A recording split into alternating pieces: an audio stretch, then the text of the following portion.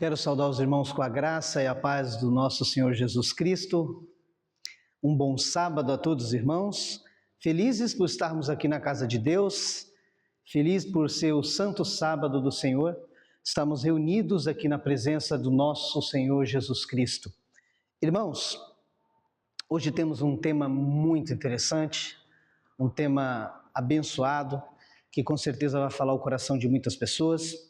O título do tema que nós temos hoje é Imortalidade e o Espírito Santo. E desde já quero convidar os nossos amigos que têm nos acompanhado.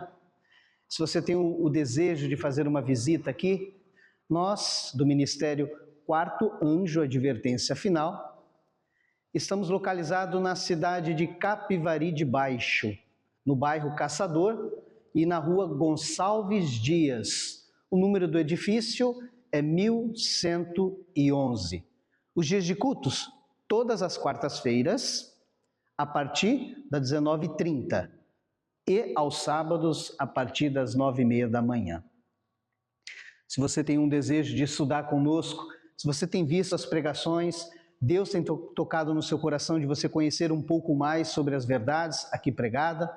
Se você tem um desejo de fazer um estudo online, eu vou estar deixando aqui na tela o endereço do Ministério e também as redes sociais, onde você pode estar entrando em contato conosco. Podemos fazer um estudo presencial, dependendo do estado que você mora, ou online. Aí fica a seu critério.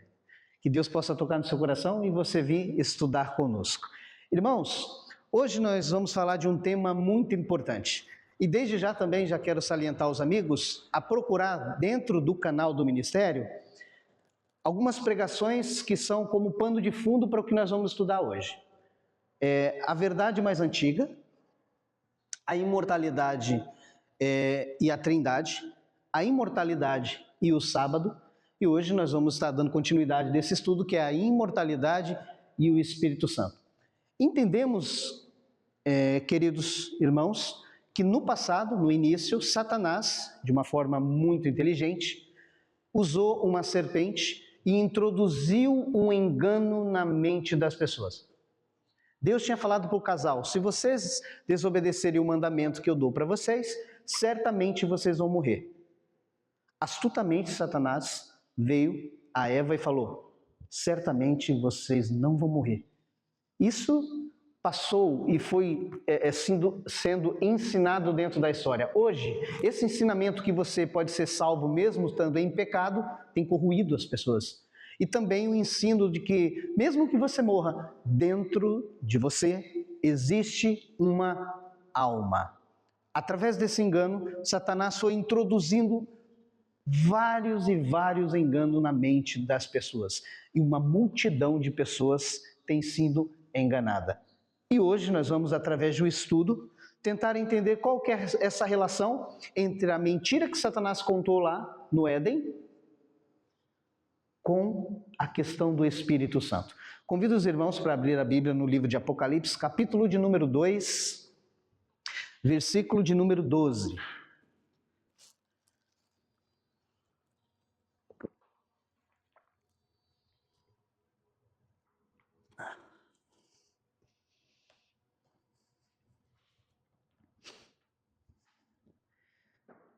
Irmãos, só trazendo um contexto aqui, o livro de Apocalipse é um livro de revelação.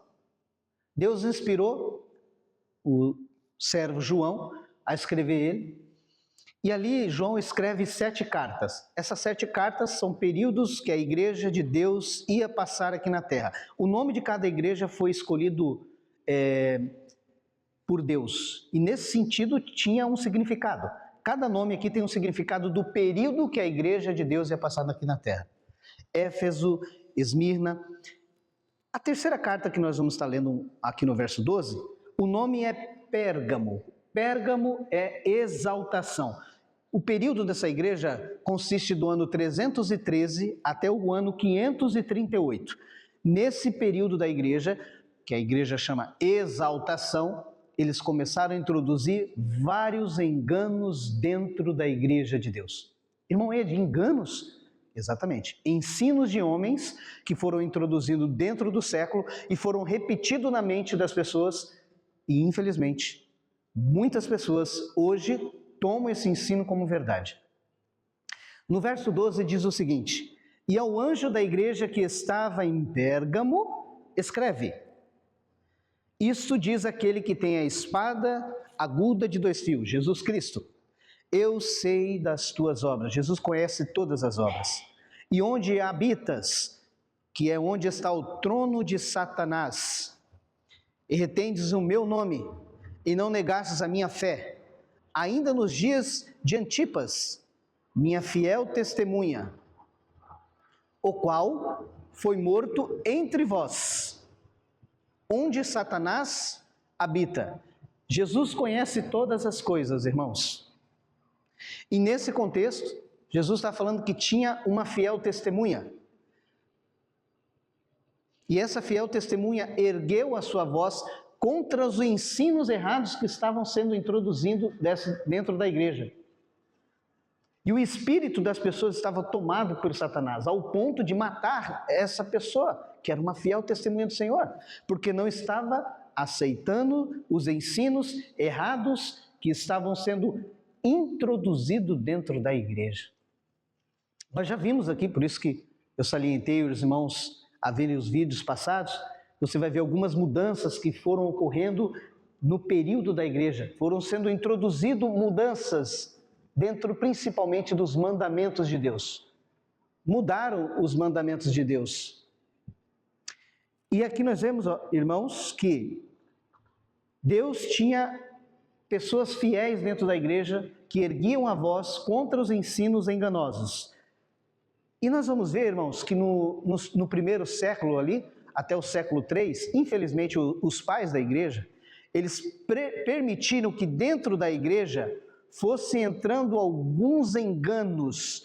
E esses enganos, irmão, pouco a pouco foi sendo introduzido dentro da igreja e corrompendo a fé das pessoas. Um exemplo, um engano que nós vamos conversar hoje. No ano 381, eu vou até aqui anotar no quadro, no ano 381, no concílio de Constantinopla,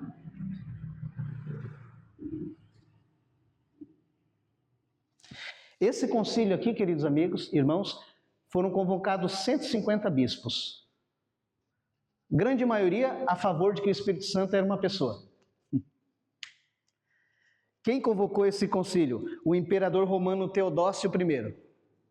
Então, nessa data, no ano 381, dentro do período da igreja que era exaltação, que ela vai do ano 313 até o ano 538, eles introduziram o ensino de que o Espírito Santo não é mais a força e o poder de Deus. É uma pessoa. E Deus, sabendo desse engano, alertou o seu apóstolo Paulo a escrever uma carta também trazendo um alerta aos irmãos. Acompanha comigo no livro de Atos dos Apóstolos, irmãos, capítulo de número 20, versículo do número 29 a 30.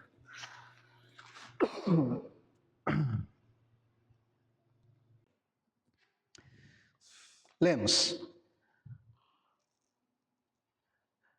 Porque eu sei isto, que depois da minha partida entrarão no meio de vós lobos cruéis, que não perdoarão o rebanho, e que dentre vós mesmos se levantarão homens que falarão coisas perversas,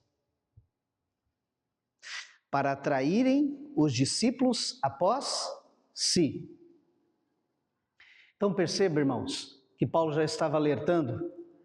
Deus, na sua infinita sabedoria, com certeza deu o dom a Paulo do discernimento, e Paulo estava discernindo o que estava à volta dele. E Paulo estava vendo que pessoas estavam ali prontas para introduzir um engano dentro da casa de Deus. Misturar.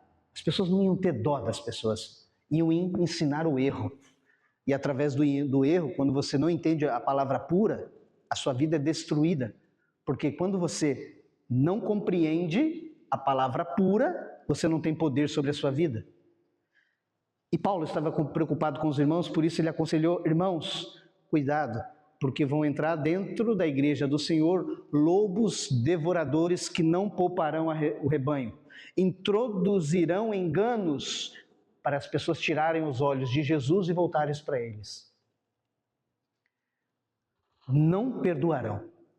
Paulo estava dizendo o que ia acontecer mais à frente, quando, infelizmente, em vários concílios, foram mudando a verdade de Deus, a verdade dos mandamentos que a Bíblia diz que é intocável. Homem algum não tem autoridade para mudar a santa lei de Deus. E esses mandamentos, dentro da história, foram sendo mudados pouco a pouco. Mudou o primeiro mandamento, onde diz: não terá outros deuses diante de mim. Agora colocaram: amarás a Deus sobre todas as coisas. Mudou o segundo mandamento, onde diz que não é para fazer imagem e nem para adorar. Mudou também o quarto mandamento, que é o santo sábado, e no lugar dele foi colocado o domingo.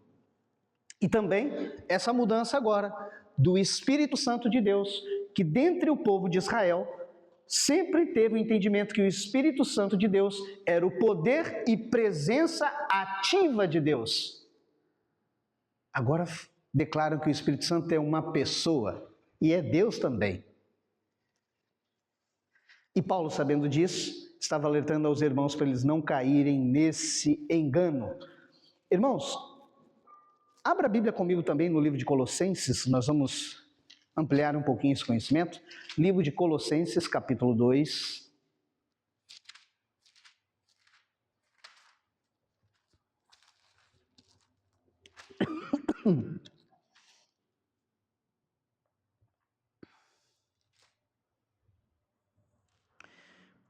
Vamos estar lendo aqui, irmãos,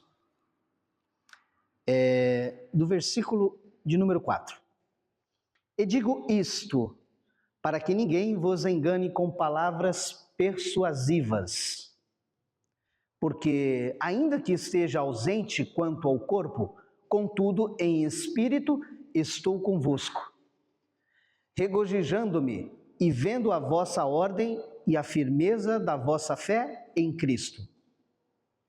Como, pois, recebestes o Senhor Jesus Cristo, assim também andai nele, arraigados e edificados nele e confirmados na fé, assim como foste ensinado, crescendo em ação de graça.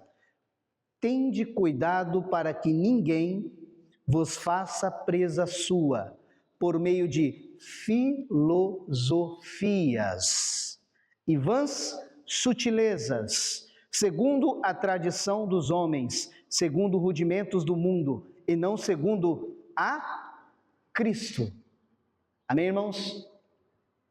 Perceba que Paulo, aqui aos irmãos de Colossenses, Paulo dá um recado importante a eles. Assim como vocês conheceram Jesus, ande nele, ande em humildade, ande obedecendo o que ele falou por intermédio da sua palavra. Mas cuidado, tende todo cuidado que ninguém faça presa sua. Perceba que, através de ensinos de homens, através de vãs sutilezas, ensinos e tradições de homens, através desses ensinos, esses ensinadores conseguem fazer a mente da pessoa ficar o quê? Presa, escrava, através de ensino de homens. E Paulo aqui tendo todo o cuidado de orientar a sua igreja para não cair nesses enganos. Perceba aqui que ele fala um ponto importante que eu quero destacar. Que ninguém vos faça presa sua por meio de, vou colocar de vermelho, filosofias. Filosofias. Querido amigo que me escuta, você tem que estudar a Bíblia com humildade. E a palavra de Deus tem que explicar as doutrinas para você. Quando alguém usa de vãs sutilezas e de filosofias para explicar algo, isso é engano. E eu quero falar algo interessante para você. Nós já vimos aqui através do estudo que infelizmente o inimigo de Deus, ele enganou as pessoas através de sutis enganos. Ele criou concílios e nesses concílios decidiam o que a Bíblia diz, o que é certo ou não é. E detalhe, a principal doutrina, que hoje as pessoas praticamente, vamos colocar 90% das pessoas creem que é a doutrina da Trindade, ela foi constituída através de filosofia. Ah, será isso, irmão Ed? Exatamente. Perceba que esse concílio de Nicéia, onde agora diz que o Espírito Santo não é o poder de Deus, mas é uma pessoa, ele foi constituído num concílio e também, mais à frente, explicado essa questão da Trindade usando filosofia. Eu quero, só para afirmar o que eu estou dizendo, aqui na minha mão eu tenho o Catecismo da Igreja Católica. Eu vou estar lendo para vocês uma parte aqui, para os irmãos.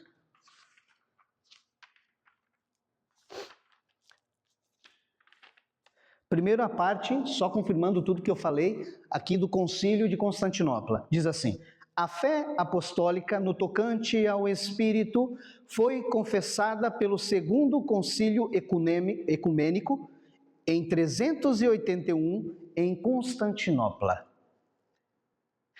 Cremos no Espírito Santo, que é Senhor e que dá vida, ele procede do Pai. Com isso, a Igreja reconhece o Pai como fonte e a origem de toda a divindade. Mas a origem eterna do Espírito Santo não deixa de estar vinculada à do Filho. O Espírito Santo é a terceira pessoa da Trindade. É Deus, uno, igual ao Pai e ao Filho, da mesma substância. Isso é filosofia. E também da mesma natureza, filosofia. Contudo, não se diz que ele é somente o Espírito do Pai, mas ao mesmo tempo é o Espírito do Pai e do Filho. O credo da Igreja do Concílio de Constantinopla confessa como o Pai e o Filho, ele recebe a mesma adoração e a mesma glória. Ah, então, está dizendo aqui no concílio que o Espírito Santo recebe a mesma adoração e a mesma glória? Eu faço até um desafio para você, querido amigo. Encontre na Bíblia uma única passagem da Igreja do Senhor adorando o Espírito Santo. Encontra uma única passagem na Bíblia falando que o Espírito Santo vai receber adoração eterna. Pelo contrário, quando você vai para o livro de Apocalipse, o Apocalipse declara que somente o Pai e o Filho vão receber adoração eternamente. Vamos lá, Apocalipse capítulo 5, se eu não me engano, é Apocalipse capítulo 5.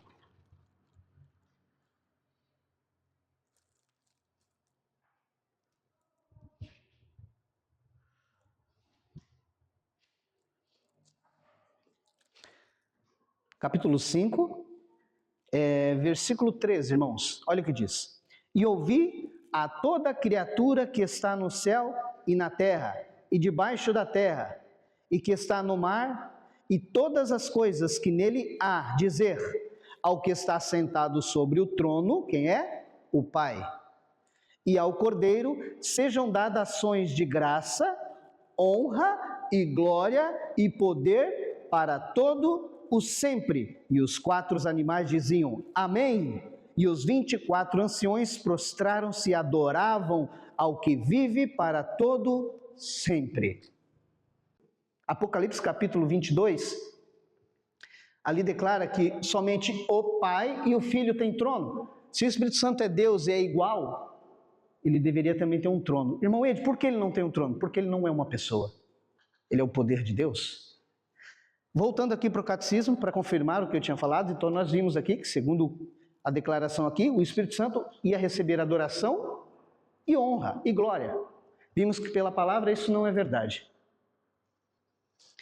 Aqui na página 75 do catecismo, ele diz o seguinte: para a formação do dogma da Trindade, a Igreja teve de desenvolver uma terminologia própria, recorrendo a noções de origem filosóficas, como substância, pessoa ou hipótese, relação e etc. Ao fazer isso, não submeteu a fé a uma sabedoria humana, mas imprimir um sentido novo. Só até aqui, irmãos. Você percebe, irmão, que eu acabei de ler? A formulação ali, no sentido da definição, da explicação da Trindade, não foi por métodos bíblicos, mas foram colocados por métodos de filosofia. Porque quando você chega para a pessoa e pergunta, irmão, e geralmente a maioria das pessoas não consegue explicar. Você pergunta, irmão, quem é Deus para você? A pessoa geralmente vai falar, Deus é todo poderoso, Deus é maravilhoso. Não, eu quero saber quem é Deus para você. A pessoa não sabe explicar quem é o Deus que ela serve. Nós cremos que existe um só Deus, um Deus pessoal, o Pai. Um Deus de amor e poder. Então você perceba que a definição bíblica, ela é clara. Mas, como não tem uma definição bíblica clara acerca da doutrina da Trindade, que esse próprio nome não existe na Bíblia, foi colocado mais à frente por Tertuliano, eles tiveram que, através de filosofia, explicar essa doutrina. Ou seja, como que pode ser, se o Pai é Deus, Jesus é Deus e o Espírito Santo é Deus? Como que eles podem ser um? Eles entram agora com a substância. São 3 pessoas e uma substância, formando um Deus. Então você percebe, irmãos, que através da filosofia foram colocando os ensinos enganosos. E através da filosofia, não da palavra, foram estabelecendo essas doutrinas. O conselho de Paulo, ele fala o seguinte, tenha cuidado, meu querido, senão você vai ser presa. E muitas pessoas estão sendo presas dessas doutrinas. As pessoas não entendem a doutrina, não sabem explicar, mas ao mesmo ponto defende elas. Então, o conselho de Deus é para que você possa ter cuidado, para que você não engane, não entre nesse engano, e o sacrifício de Jesus Cristo na cruz do Calvário, derramando o seu precioso sangue, não seja em vão por você. Não seja em vão. Que a morte de Cristo não seja em vão na sua vida. Onde você, querido amigo, pode passar anos dentro da igreja e no final, quando você encontrar Jesus, Jesus não vai ter te conhecido, porque infelizmente você acreditou nas fãs sutilezas dos lobos que estão introduzindo ensinos de homens de tradição, filosofia. Irmão Ed, essa filosofia que foi introduzida dentro da igreja veio de onde? Essa filosofia, porque mesmo no concílio aqui de Constantinopla, a maioria dos 150 que estavam ali eram de origem grega, porque a origem grega, a filosofia veio da Grécia. E esses ensinos enganosos de que o homem, porque também vem da Grécia essa questão, de que o homem possui uma alma dentro dele. E é uma alma viva, mesmo que o corpo morra, essa alma sai de um homem e ela ainda é viva. Então percebam, irmãos, que esses enganos, eles não veio de hoje. Faz muito tempo que eles estão aí. Há muito tempo que esses ensinos enganosos estão aí. Eu gostaria de agora de entrar um pouquinho, ler com os irmãos o texto que me despertou para esse ensino. 1 Coríntios, irmãos.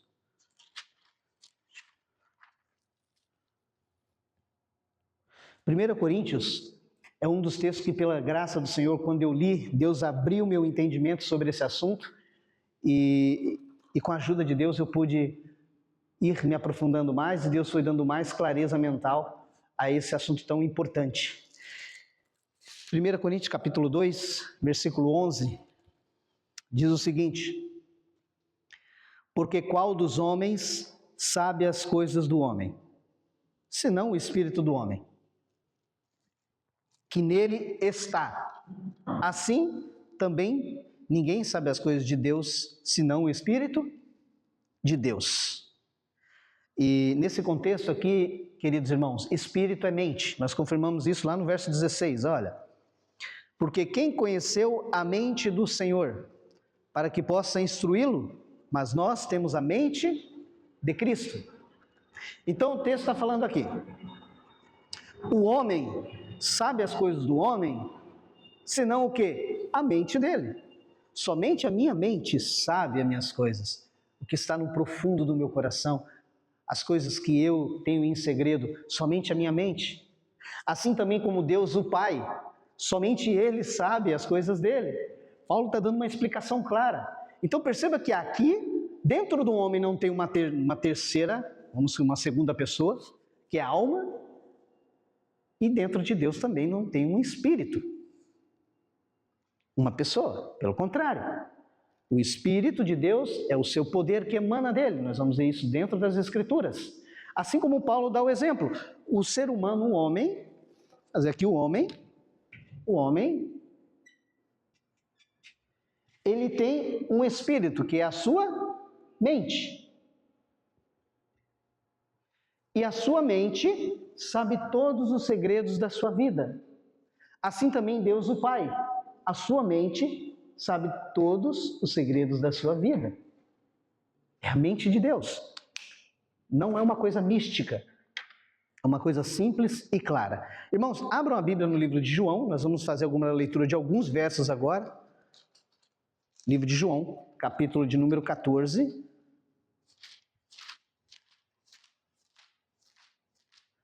João, capítulo 14. Versículo de número 26. O contexto aqui, principalmente, irmãos, é sobre da onde procede o Espírito de Deus. Olha de onde veio o Espírito de Deus. Versículo 14, capítulo 14, versículo 16. Mas aquele, o Consolador, o Espírito Santo, que o Pai enviará em meu nome, vos ensinará todas as coisas e vos fará lembrar de tudo quanto tenho vos dito. Quem vai enviar o Espírito Santo? O Pai. O Espírito Santo, irmão Ed, procede de quem? Do Pai. O que procede do Pai? Seu poder. Agora, irmãos, João capítulo 15, versículo 1 e 2 diz assim: eu sou a videira verdadeira, Jesus. Meu Pai é o lavrador. Toda vara em mim que não dá fruto, tira, limpa, toda aquela que dá fruto, para que me dê mais fruto, que dê mais fruto. Vós está limpo pela palavra que vos tenho falado. Agora aqui Jesus dá o exemplo. Quem é o lavrador? O Pai. Quem é a videira verdadeira? O Filho. E o Espírito Santo é o quê? A seiva. É o poder de Deus que nos une a eles. É o poder de Deus que no capítulo 16, versículo 8, diz: e quando ele vier, o Espírito Santo, convencerá o mundo do pecado, da justiça e do juízo. Ah, irmão Ed, então quer dizer que o Espírito de Deus é o seu poder? Exatamente. Irmão Ed, e o Espírito de Deus, quem é que traz ele até nós? Os anjos. Então, o anjo do Senhor, ele recebe, por intermédio de Cristo, o Espírito de Deus, que é o seu poder, e ele derrama em sua mente. Ah, irmão Ed, então o Espírito Santo ele é derramado sobre a nossa mente? Exatamente. Eu pergunto para você, uma pessoa pode ser derramada? Mas um poder, sim.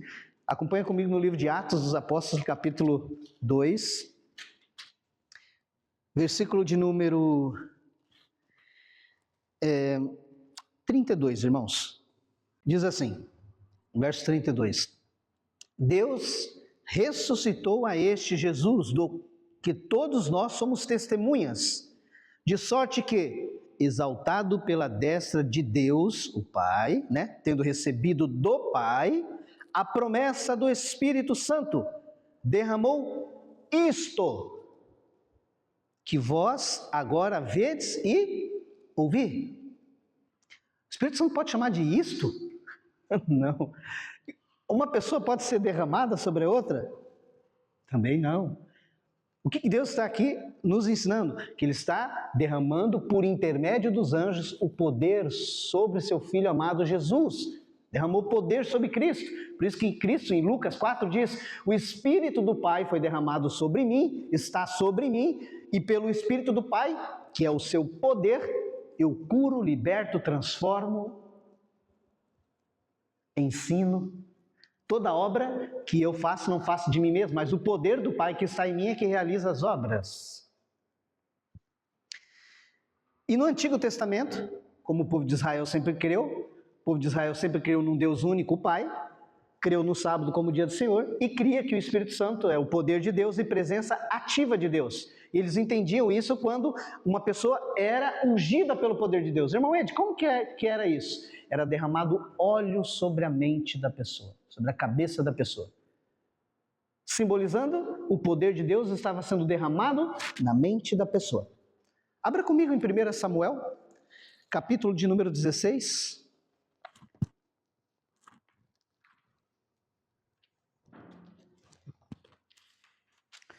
1 Samuel, capítulo 16, versículo de número 13, 12 também, irmãos. Olha o que diz. Então, mandou em busca dele e trouxe. Quem era? Davi. Ele era ruivo e formoso, de semblante e de boa presença. E disse o Senhor: levanta-te, unge-o, porque este mesmo é. Então Samuel tomou o vaso do azeite e ungiu-o no meio dos seus irmãos, e desde aquele dia em diante, o Espírito do Senhor se apoderou de Davi.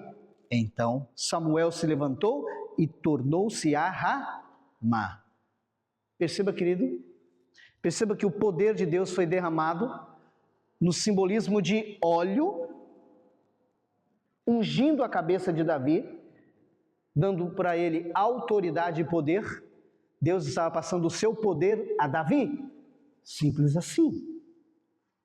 É assim que a palavra nos ensina.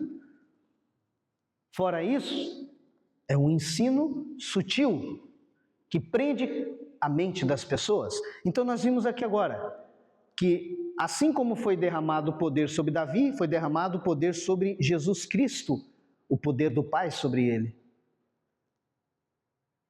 Aí entra uma questão. Então, irmão Ed, quer dizer que o Espírito Santo, ele não é uma pessoa? Nitidamente nós estamos vendo que não. E eu quero desde já também aconselhar, dar um conselho de leitura que vai poder também ajudar você a compreender um pouco esse assunto. Esse livro é um livro, ele é curto, a leitura é simples, mas ao mesmo tempo muito profunda. O título do livro é Todavia para nós há um só Deus, o Pai. Ele vai ajudar você a se aprofundar um pouco mais também nesse estudo sobre quem é o Espírito Santo. Então, está aqui a dica de leitura. Irmãos, eu pergunto a vocês, irmãos, é possível eu soprar uma pessoa sobre a outra? Também concordo que não. Como é que você vai soprar uma pessoa sobre a outra? Isso não existe. Abra a Bíblia no livro de Atos dos Apóstolos, capítulo número 20. João 20, irmãos, perdão.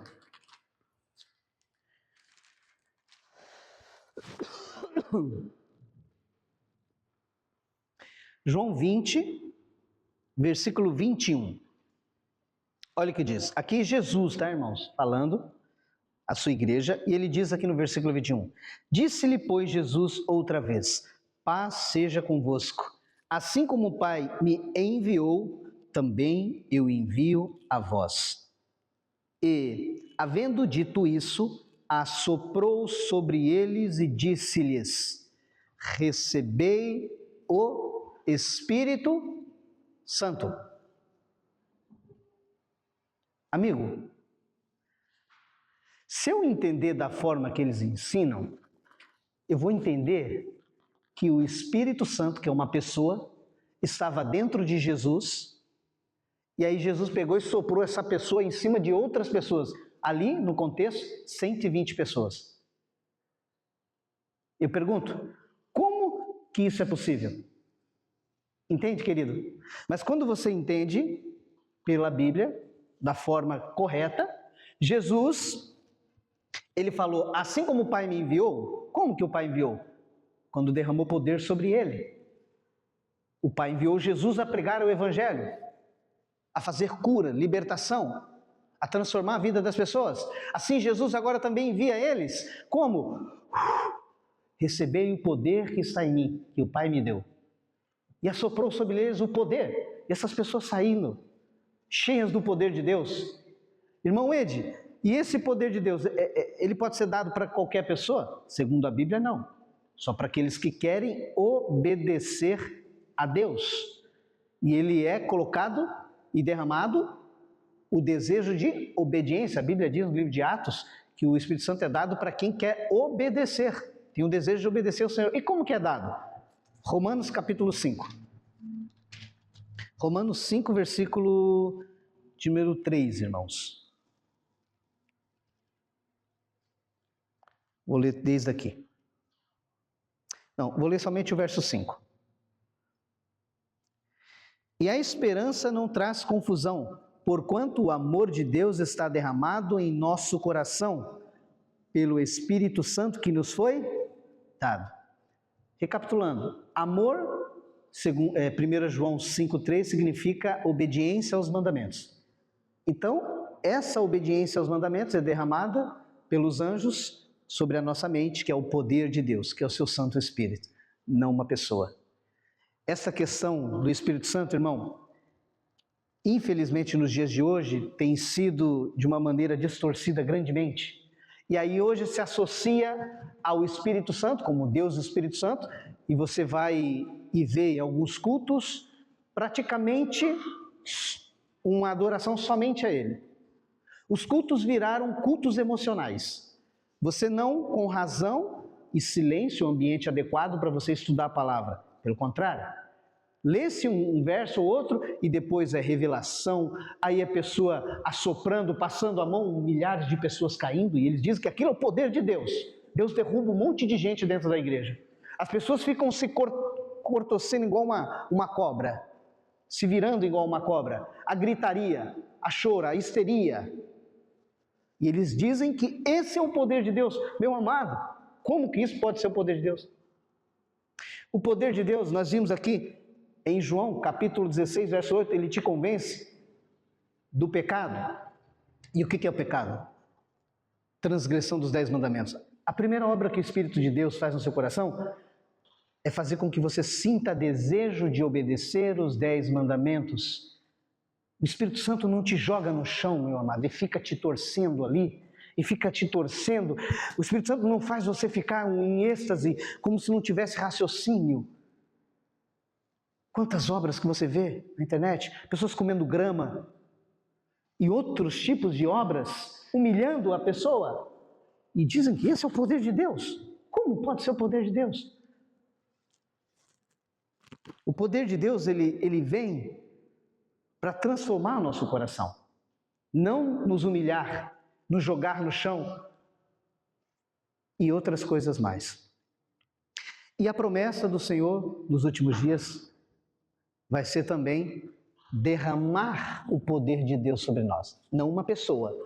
O poder de Deus vai ser derramado, porque você derrama líquido, você derrama água, né? Você derrama vinho, você derrama algo que é líquido, algo que é poder. Você não derrama uma pessoa sobre a outra.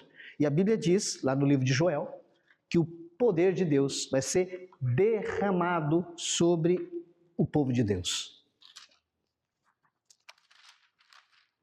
Joel, capítulo de número 2.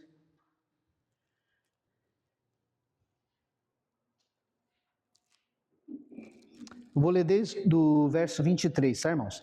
E vós, filhos de Sião, regozijai-vos e alegrai-vos no Senhor, vosso Deus, porque Ele vos dará ensinador de justiça e fará descer a chuva, a temporã e a serôdia no primeiro mês, e as eiras se encherão de trigo, os lagares transbordarão de mosto e de óleo, e restituir-vos-ei os anos que foram consumidos pelo gafanhoto, e a locusta, e o pulgão, e a oruga, o meu grande exército que enviei contra vós, e comereis fartamente, ficareis satisfeito, louvareis o nome do Senhor vosso Deus, que procedeu para convosco maravilhosamente, e o meu povo não será mais envergonhado.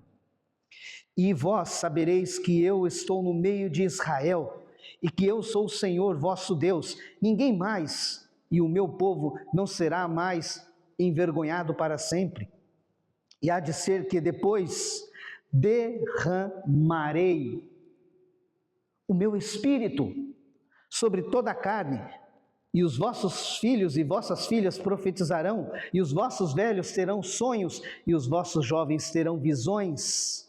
e também sobre os servos e sobre as servas, naqueles dias derramarei o meu Espírito. Então Deus aqui, no contexto, está falando que Ele vai derramar a chuva. Chuva temporã foi derramada no Pentecostes sobre os discípulos. E a chuva serôdia vai ser derramada sobre a igreja de Deus nos últimos dias. E essas promessas se cumprirão no povo do Senhor, todo aquele que crê. Abra comigo em Apocalipse. Esse aqui é os frutos do que vai acontecer de todo aquele que crê nessa chuva serôdia, na chuva do Espírito Santo, na chuva do poder de Deus, não na chuva de uma pessoa.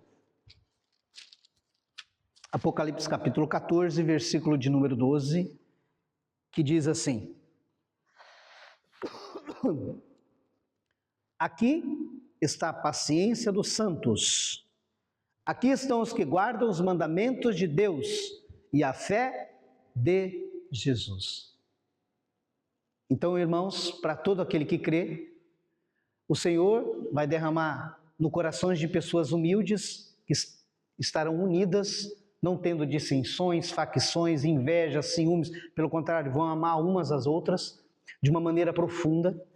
E quando esse amor estiver entre o seu povo, o povo de Deus preparado, Deus vai derramar seu poder, que é o Espírito Santo, sobre a igreja. E a igreja agora vai obedecer os 10 mandamentos, porque o Espírito Santo derrama amor sobre o coração dos irmãos. E amor é obediência. Então esse povo, mediante a fé de Jesus, nos últimos dias, quando estiver unido o exército das trevas, e todo mundo estiver contra esse pequeno povo, esse povo vai se manter fiel aos 10 mandamentos de Deus. Quem deseja estar entre o povo de Deus para receber o seu poder, que é o seu Espírito? Assim seja, em nome de Jesus. Vamos orar por isso, irmãos.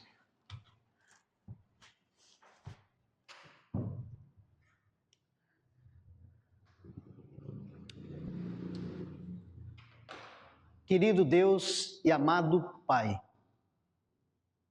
a Ti rendemos graças, louvores, porque o Senhor tem aberto os olhos de muitas pessoas. Hoje aqui aprendemos através das Tuas Escrituras que a Bíblia não é estudada com filosofia, mas sim com humildade, olhando para a santa e pura palavra do Senhor. E nesta manhã, mediante a Tua palavra, entendemos que o Senhor tem poder. Não que o seu poder é uma pessoa, a pessoa do Deus Espírito Santo, como é ensinado, infelizmente, por aí. Mas pelo contrário, o Senhor tem um poder que procede do Senhor, e esse poder, ele passa por seu Filho amado Jesus e é derramado sobre a sua igreja por intermédio dos anjos. Por isso, ó Deus, rogamos essa promessa que o Senhor tem feito ao seu povo, que nos últimos dias vai derramar do seu poder sobre nós, para que possamos, ó Deus, ser obediente aos seus mandamentos. Desde já, rogo que o Senhor esteja conosco, continue conosco e cada vez mais fortaleça a nossa caminhada. Em nome de Jesus oramos, grato por todas as bênçãos. Amém, Senhor. Meu amigo, ficamos por aqui, mas desde já convido ao estimado amigo que sempre tem nos acompanhado a fazer uma visita aqui na casa do Senhor, ou até mesmo entrar em contato conosco, para que possamos aprofundar nesses assuntos que estamos aqui todo sábado e quarta-feira pregando. Que Deus abençoe ricamente a sua vida, ricamente a sua família, que você possa preparar o seu coração para a volta de nosso Senhor Jesus Cristo. Amém? Deus abençoe.